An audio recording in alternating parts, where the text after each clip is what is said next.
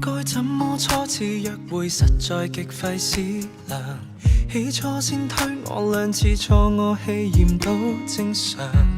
再約便說好以里數換你獎賞，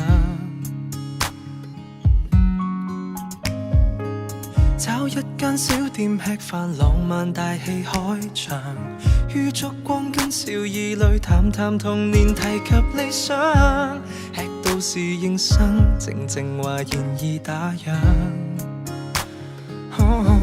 飯後未倦嗎？跟我逛逛再送你歸家，我可以為你關起手機純靈魂對話，怎知道霎眼就談到赤柱了，錯過了你我的家。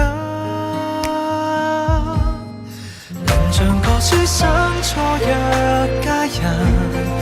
蝴蝶滿心飛，不過未走近，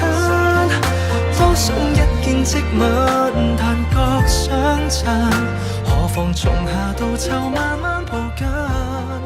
明月正偷窺。